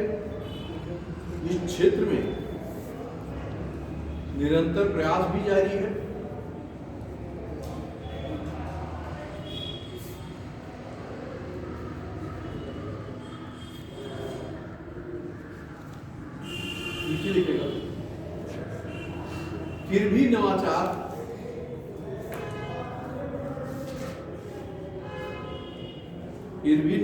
को और बेहतर बनाने के लिए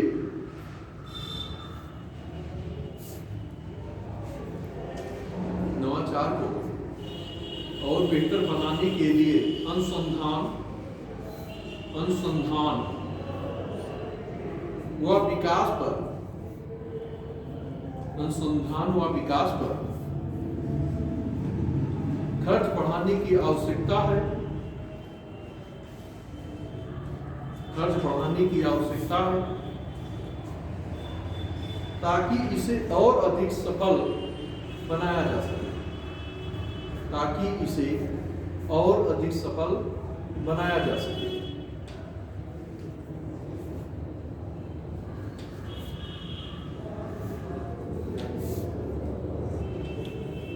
बनाया जा सके। और अधिक सफल, तो ये आपके कुछ नवाचार के सामाजिक और आर्थिक प्रभाव के संदर्भ में आपने देखा। आपसे प्रश्न पूछ भी सकता है इसका समाज पर और आर्थिक क्षेत्र पर क्या प्रभाव पड़ रहा है। नवाचार के संदर्भ में इसे स्पष्ट क्वेश्चन इस में भी पूछ सकता है। किसी भी परिदृश्य में क्वेश्चन पूछता है तो उसके लिए आपका सामाजिक और अगर आर्थिक सेगमेंट पूछता है तो प्रभाव पूछता है, चाहे जिस प्रकार का क्वेश्चन बनवाए आपको लिखना यही है। समझ आ रही है? चाहे जहाँ से पूछना आएगा आपका जो है आंसर यही है। हाँ, तो एक तो दिक्कत है क्या? नहीं सर। इधर आप लोगों में नहीं सर। नहीं। तो चलिए अब आप एक जिला एक उत्पाद की बात कर रहे थे, उस पर भी हम लोग थोड़ा चर्चा कर लेते हैं। डाल दीजिए सामने। एक जनपद एक उत्पाद योजना क्या है? वन डिस्ट्रिक्ट वन प्रोडक्ट, है ना? आपकी प्री के पॉइंट ऑफ व्यू में भी क्वेश्चन बनता है। मेंस में तो प्रश्न नहीं बनेगा, लेकिन प्री में भी बनता है। ये सर कहाँ का प्री में जब आप एग्जाम देने जाओगे तो वहां भी क्वेश्चन पूछे जाते हैं। अब जैसे क्या है, इसका उद्देश्य भी तो कुछ होगा। जी सर, हाँ, इसका उद्देश्य भी तो कुछ होगा। कुटीर उद्योगों में सर बढ़ावा सर देना, देखिए जिला स्तर पे कोई प्रोडक्ट हो उसको फेमस करना सर। तो चलिए इसे लिखिए। लोगों की आय बढ़ाना, रोजगार क्रिएट करना। उत्तर प्रदेश विविधताओं से परिपूर्ण, उत्तर प्रदेश विविधताओं से परिपूर्ण एक विशाल राज्य है। विविधताओं से पूर्ण या परिपूर्ण एक विशाल राज्य है।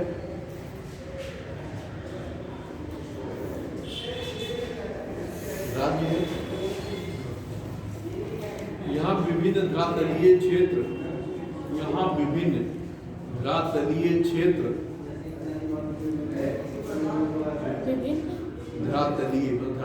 धरातलीय क्षेत्र तथा भिन्न भिन्न प्रकार के भोजन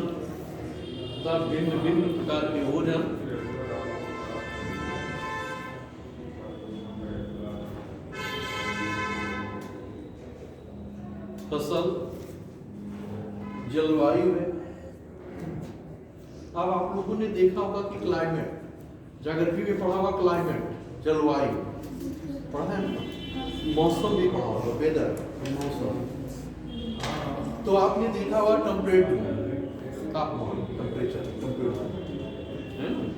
तो कहने का मतलब आपने देखा होगा उच्च तापमान क्षेत्र, समशीतोष्ण, शीतोष्ण, उष्ण। तो कहने का मतलब क्या है कि इनपुट ताप के आधार पर इनका क्या किया गया? विभाजन किया गया, वर्गीकरण। जहाँ पे जैसी जलवायु होगी वहाँ पे उसी प्रकार का क्या होगा? वनस्पतियाँ होगी और मानव के रहने के लिए स्थितियाँ उत्पन्न। बहुत अधिक टेम्परेचर पे आपने देखा होगा कि बहुत अधिक तापमान है, जैसे विषुवत रेखीय, इक्वेटर जिसे आप बोल रहे हो, या भूमध्य सागरीय, तो वहाँ पे आप कह रहे हो कि भूमध्य रेखा जिसे बोलते हैं। तो क्या उस स्थान पे मानव के सर्वाइव करने की अधिक संभावना है? क्यों नहीं है? क्योंकि टेम्परेचर क्या है? और अगर टेम्परेचर बहुत कम होगी तो वहां भी मानव क्या होगा? सर्वाइव। इसका मतलब क्या होना चाहिए कि एक उचित तापमान होना चाहिए, एक उचित आर्द्रता होनी चाहिए। तो इन सारी चीजों को किस प्रदेश में, एक मानव के विकास के लिए आर्द्रता कितनी होनी चाहिए? मानव के विकास के लिए जो एक सामान्य होना चाहिए जिसमें मानव विकास कर सके, सर्वाइव कर सके, उसके लिए तापमान क्या होना चाहिए, आर्द्रता क्या होनी चाहिए, ये सारे फैक्टर क्या होते हैं, महत्वपूर्ण भूमिका निभाते हैं। जैसे आप देखेंगे नॉर्थ गोलार्ध, आप देख रहे हो कि उत्तरी गोलार्ध और दक्षिणी गोलार्ध पॉपुलेशन कहाँ अधिक है? उत्तरी वाला। क्यों? क्योंकि वहाँ पे स्थल ज्यादा है, बस ठीक है। लेकिन और भी सारे फैक्टर हैं, ऐसा नहीं कि केवल स्थल की वजह से जो है, अगर दुर्गम हो, पहाड़ी हो, तब स्थल क्या करेगा, वहां तो जीवन और कठिन हो जाएगा और टफ हो जाएगा, है ना। कहने का तात्पर्य है कि जहाँ से रिसोर्सेज उपलब्ध हो, मानव के विकास के लिए उचित तापमान उपलब्ध हो, है ना, तभी जो है मानव क्या करेगा, सर्वाइव करेगा। मानव ही नहीं, वनस्पतियां भी सर्वाइव करेंगी, पशु पक्षी भी क्या करेंगे, और वो भी बेसिकली किस अक्षांश से किस अक्षांश के बीच में, है ना। ऐसा नहीं कि नॉर्थ की बात आप कर रहे हो, नॉर्थ पोल की तो ऊपरी गोलार्ध में पूरा 0 से लेकर 90 डिग्री तक जो है सब में एक जगह ही सर्वाइव कर जाएगा, ऐसा नहीं है, ऐसा नहीं। 750 डिग्री तक बहुत अच्छे से सर्वाइव करते हैं। तो कहने का तात्पर्य उसका एक अक्षांश बेसिकली पढ़ाया गया होगा, है ना। कितने से कितना? 23.5 से 66.5। वो तो आप बस कर्क रेखा से आप बात कर रहे हैं, मतलब कर्क रेखा से बात कर रहे हैं। देख लीजिएगा, नहीं आएगा फिर पूछिएगा हमसे बात। चलिए देखिए इसमें कहाँ, भोजन, फसल, जलवायु, नीचे लिखिए। इन सबसे निकलकर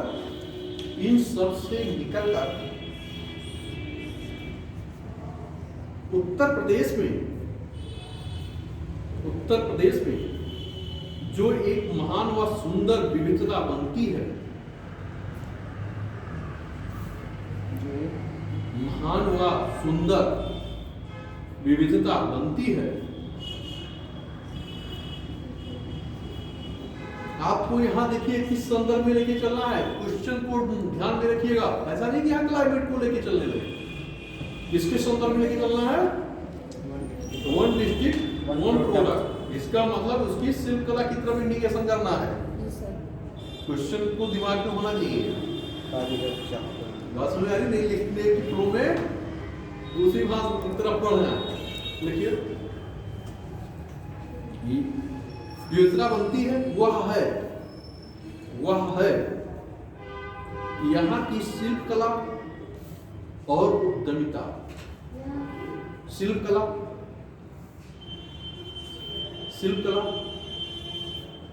और उद्यमिता मतलब उद्यमिता, जिसे आप इंटरप्राइजेज बोलते हो, उद्यम, है ना। जो प्रदेश के छोटे छोटे कस्बों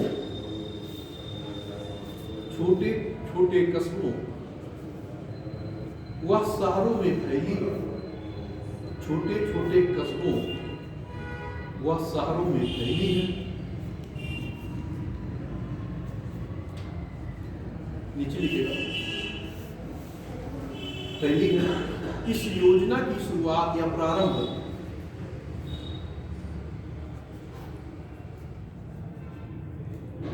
24 जनवरी 2018 को हुई थी। 24 जनवरी क्या है उत्तर प्रदेश के संदर्भ में, और भी कुछ है? जी सर, स्थापना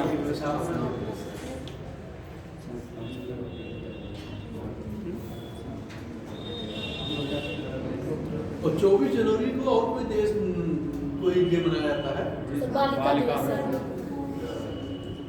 और 15 जनवरी को क्या मनाया जाता है? 14 जनवरी को तो संक्रांति है ना। 15 जनवरी को भी आपको मनाया। और भी जनवरी में कुछ डेट कुछ हैं जो मनाए जाते हैं। 12 जनवरी को 25 जनवरी को मतदाता दिवस मनाया जाता है। क्या है? विवेकानंद युवा दिवस, वो तो युवा दिवस है। युवा दिवस, राष्ट्रीय युवा दिवस। इसके उपलक्ष्य में स्वामी स्वामी विवेकानंद जी के विवेकानंद की जयंती।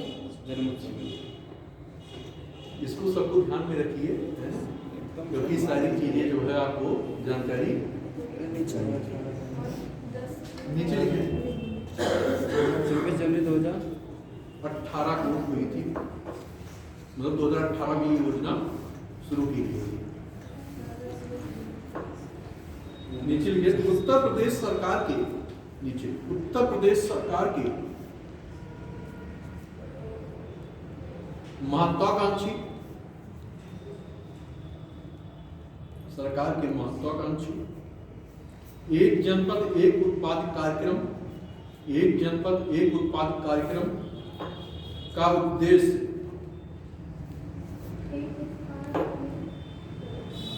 एक जनपद एक उत्पाद कार्यक्रम का उद्देश्य उत्तर प्रदेश के सभी जनपदों में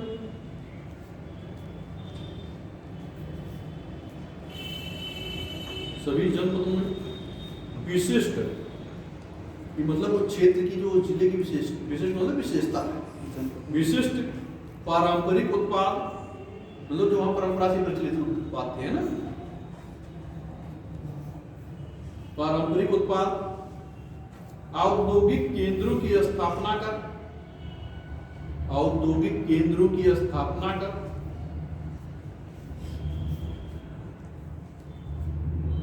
की स्थापना कर, उन पारंपरिक उद्योगों का विस्तार करना है,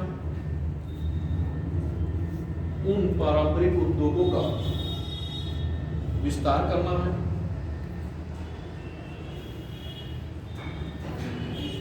विस्तार करना है, जो राज्य के संबंधित जनपदों, जो राज्य के संबंधित जनपदों के प्रयास के प्रयास राज्य से संबंधित जनपदों के प्रयागपुर जनपद से क्या संबंधित ये प्रयाग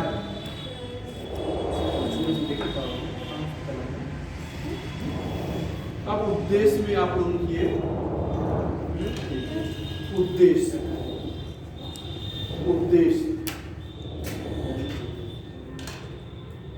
जैसे आपने देखा होगा कि जब आप लोग जब पढ़ेंगे किताब में तो देखा होगा कि इस जिले में ये उत्पाद क्या है, फेमस है, वहाँ का मतलब विशिष्ट प्रसिद्ध है, उस उत्पाद के लिए वो जाना जाता है, उस जिला की विशेषता है कि इस उत्पाद के लिए वो जाना जाता है, इसीलिए वन डिस्ट्रिक्ट वन प्रोडक्ट का कॉन्सेप्ट डेवलप किया गया। उद्देश्य में लिखिए स्थानीय शिल्प, पॉइंट में लिखेगा या ऊपर नीचे करके, शिल्प को संरक्षण, स्थानीय शिल्प को संरक्षण,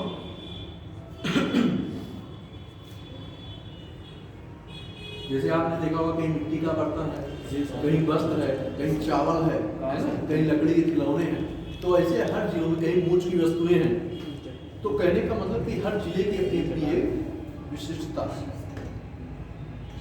स्थानीय शिल्प को संरक्षण एवं विकास प्रदान करना,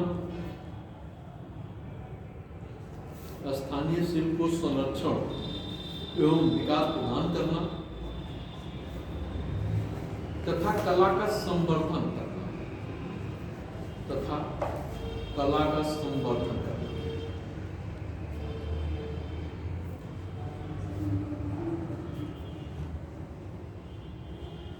युवाओं को रोजगार प्रदान करना, युवाओं को रोजगार प्रदान करना। अगर आपको स्थानीय स्तर पर ही रोजगार मिल जाएगा या किसी को और उतना ही पैसा आप उससे ज्यादा कमा रहे हैं तो आप बाहर जाओगे रोजगार करने के लिए? नहीं जाओगे भाई। जितना मान लीजिए आप बाहर जाओगे कमाओगे तो बाहर जाओगे तो आपका खर्चा भी तो उतना बढ़ेगा जी। तो आपका जो खर्चा बढ़ रहा है फिर सुबह शाम आप क्या हो रहे हैं, अपने घर पे भी नहीं रह पा रहे हैं, अपने घर परिवार और सारी चीजों से क्या है दूर, और पता चल रहा है स्थानीय लेवल पे ही आपने क्या कर दिया, उस उत्पाद का क्या कर रहे हैं, प्रोडक्शन कर रहे हैं और उसकी बिक्री से आपको क्या हो रही है, आय अधिक हो जा रही है और शाम सुबह अपने घर का भी काम कर रहे हैं, तो तुलनात्मक रूप में लाभप्रद है कि नहीं है। और जो एक क्षेत्र से दूसरे क्षेत्र की जो पलायन बात की प्रक्रिया होती है पलायन वाली, वो क्यों होता है, बहुत सारी चीजें किसकी वजह से, आर्थिक क्षेत्र से और कुछ हद तक सुरक्षा के क्षेत्र से, है ना। तो इन दो दृष्टिकोण को ज्यादा प्राथमिकता में रखा जाता है। सबसे महत्वपूर्ण इकोनॉमी है कि क्या है, इस क्षेत्र में रोजगार के अवसर नहीं है, जहां ज्यादा वहां क्या होगा, जनसंख्या का संकेंद्रण ज्यादा होगा। लिखिए आगे, युवाओं को रोजगार प्रदान करना, स्थानीय क्षमताओं का वर्धन करना व बढ़ाना। अगला पॉइंट है स्थानीय क्षमताओं का वर्धन करना या बढ़ाना।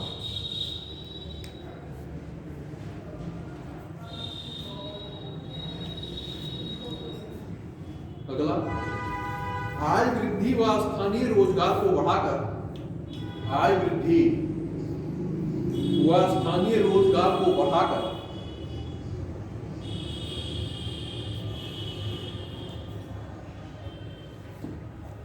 राज्य में प्रवास को रोकना। प्रवास का मतलब माइग्रेट जो कर रहे हैं, क्या कर रहा है, इस क्षेत्र से दूसरे क्षेत्र में जो प्रवास कर रहे हैं, जा रहे हैं, माइग्रेट कर रहे हैं, उसको क्या करना है, रोकना, प्रवास को रोकना।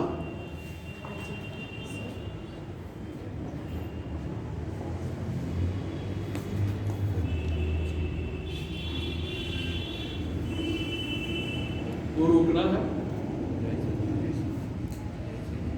अगला देखिए, उत्पाद की गुणवत्ता व क्षमता, उत्पाद की गुणवत्ता व क्षमता।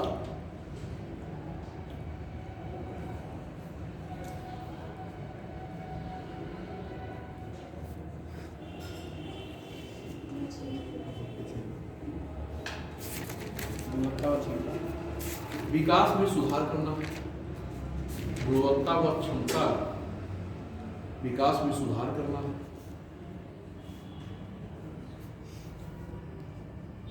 अगला,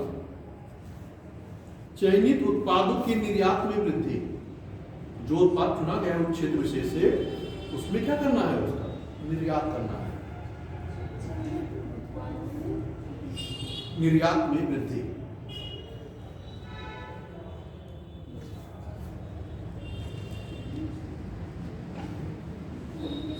अगला, संरचित दृष्टिकोण अपनाते हुए, संरचित चा ऊपर बिंदी और रा चा पर छोटी मात्रा होता है। संरचित दृष्टिकोण अपनाते हुए, अपनाते हुए, ODP ODOP मतलब one district one product, ODOP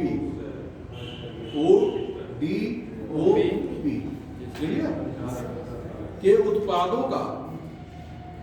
उत्पादों का विश्व स्तर पर संवर्धन करना, के उत्पादों का विश्व स्तर पर संवर्धन करना। ये आपके कुछ उद्देश्य है ना। अब इसको हम लोग एक पैसे और लिखेंगे, जिससे आपका टॉपिक कंप्लीट हो जाए। एक जनपद एक उत्पाद योजना के अंतर्गत, एक जनपद एक उत्पाद योजना के अंतर्गत सिल्क का, एक उत्पाद योजना के अंतर्गत सिल्क का उत्पादन इकाइयां, उत्पादन इकाइयां, सिल्क का उत्पादन इकाइयां। हो सकता है केवल आपसे उद्देश्य पूछ है ना, इसीलिए मैं दोनों को जोड़ के करा रहा हूं, एक ही साथ दो क्वेश्चन को जोड़ दिया है। तो जिस टाइप पूछेगा उस टाइप का आंसर दे दीजिएगा। इकाइयां, वह संगठन जो चयनित उत्पादों से संबद्ध है, जो चयनित उत्पादों से संबद्ध है, कमाल लगा के कर रहे हैं ना, को ऋण देकर, चयनित उत्पादों से संबद्ध है, मैं जुड़ा संबद्ध है, को ऋण देकर, किसको ऋण दोगे, शिल्पकार और उत्पादन इकाइयों, है ना, उसी को तो आप दोगे। आगे लिखिएगा, सामान्य सुविधा केंद्र स्थापित कर, सामान्य सुविधा केंद्र स्थापित कर, चाहे नीचे ऊपर भी लिखिए, चाहे कामा लगा लगा के लिखते जाइए, चाहे जैसे लिखिए।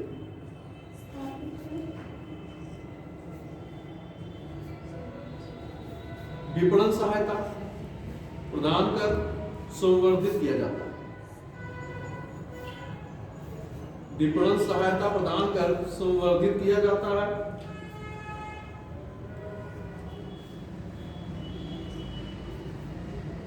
ताकि ये उत्पाद लोकप्रिय हो सके, ताकि ये उत्पाद लोकप्रिय हो सके। वह जनपद स्तर पर कहां से छूटा है, ताकि ये उत्पाद लोकप्रिय हो सके, ताकि ये उत्पाद लोकप्रिय हो सके। वह जनपद स्तर पर, वह जनपद स्तर पर रोजगार का सृजन किया जा सके। क्योंकि योजना संदर्भ कहां से हो रही है, वन डिस्ट्रिक्ट वन प्रोडक्ट, तो रोजगार का सृजन ये कहां होना चाहिए, वही होना चाहिए।